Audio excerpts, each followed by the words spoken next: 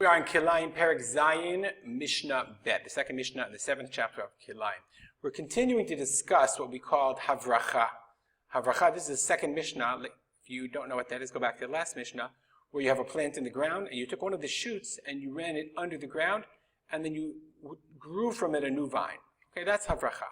Says the Mishnah, Hamavrich shalosh kifanim, v'ikarihem nirim. So if I have, in this case, I have 3 vines, okay? And I took them and I ran shoots of each one. Okay, I ran it off. And now I have 3 new vines here. And I see the original ones are still visible. Meaning now instead of 3, I have 6. Says the Mishnah.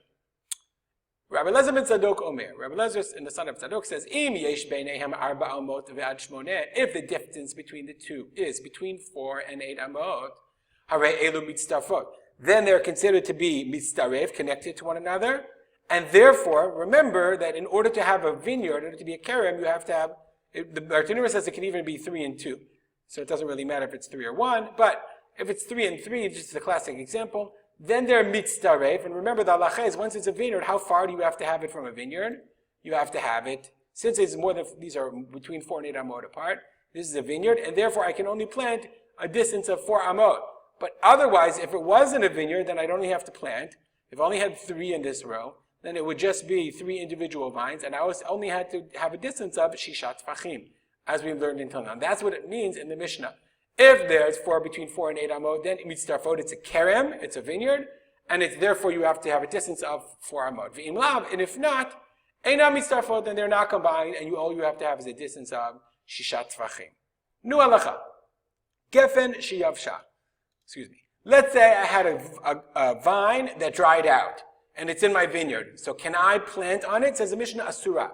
You cannot plant near it. So I've got a geffen, remember, and I have to plant within, I can't plant within Shishat Tvachim. So this geffen, I wonder if I can change it this way, right? No, it's not going to work that way. My geffen dried out. Oh, it's dead. Okay? What can you do? Can I plant right next to it or not? The halacha is I'm not allowed to plant right next to it.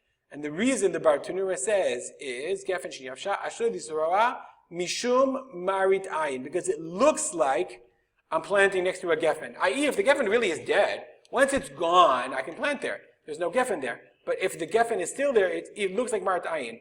V'im zara, so that's what the Mishnah says here. Okay, gefen sheyavsha asura ve'ena mekadeshet. Since it's isur, the prohibition is only because of marit ayin, i.e. derabanan.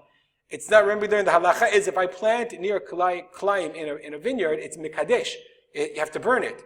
So here in this case, it's ashur mishum marit ayin. So this grain that I plant right next to this gefen, I don't even give it shishat tvachim. It's asur for me to do this because of marit ayin, but it's not mekadesh. It's not asur. Similarly, Rabbi Meir says, Av tzemer gefen asur ve'eno mekadesh. Tzemer gefen is cotton. If you plant cotton, it's asur. You're not allowed to plant cotton adjacent to your gefen, but it's eno mekadesh. The reason it's eno mekadesh is because it's not a fruit.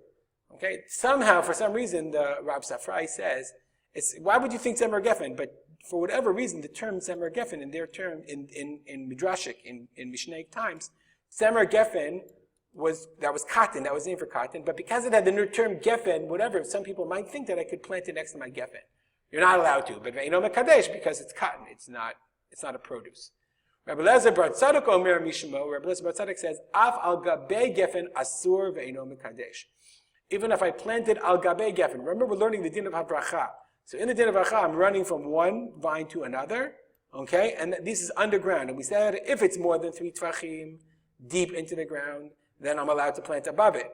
But let's say I didn't plant 3 tvachim, I planted 2 tvachim, and then I against the halacha, I planted above. I was still a distance of 6 tvachim between them. Let's assume that, this isn't a vineyard, right? We'll just get rid of these guys for a second. Okay, let's assume there's no vineyard for whatever reason. So I just have these 2. I'm not allowed to plant over here unless it's 3 tvachim deep. It was only 2 tvachim, but I did plant anyway. So in this case, that's a Mishnah. Al gabe gefen, I planted over the gefen. Asur, you're not allowed to do that. But still, in this case as well, eno mekadesh. It's not Kilayim. Doesn't have a din of Kilayim D'Oraita, and therefore it's not mekadesh, it's not asur Midaraita, you don't have to burn it. We'll stop here. If you have any comments or questions, as always, feel free to contact me at, we'll move over here, rspolter@gmail.com. There we go. And we'll learn in the memory of my father. We'll dedicate the Mishnah to the memory of my father, Harav Simcha ben Yitzchak Kalman. Have a great day.